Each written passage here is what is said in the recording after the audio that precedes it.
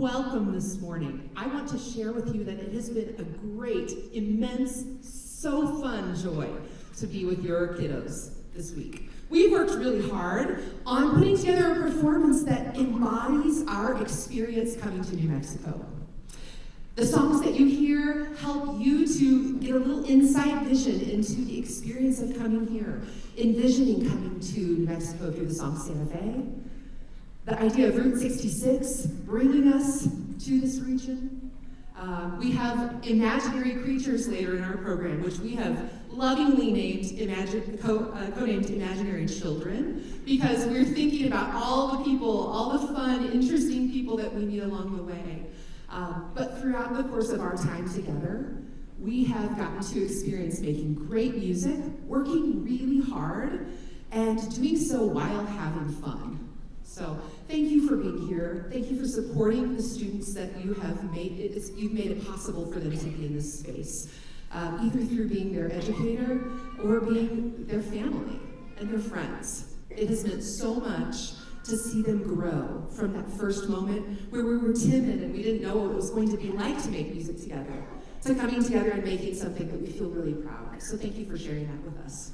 I have the pleasure of having two children right around this age. My girls are 8 and 10. During COVID, when they were 3 and 4, Andrea Ramsey, the composer of the last piece, is a dear friend of Dr. Lamont's and I, and she reached out to 5 of her friends who were at home with their kiddos during this tumultuous time in the world.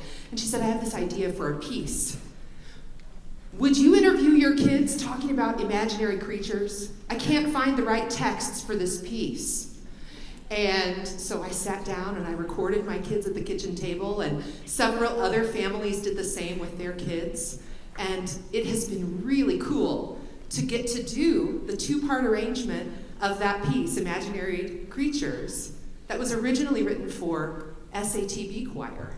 I love the piece because I have the special connection to the text, but also musically for these kiddos. It has so many complex musical ideas encapsulated in several movements that have different stylistic traits. And the ability of these students to sing so much musical information in a short amount of time has been one of the most wonderful joys of getting to work with them this week. They are so adaptive, and they have stepped up to every challenge that I've put in front of them. So congratulations on being excellent parents, and thank you for sharing the experience of getting to create that piece together that originated at my kitchen table.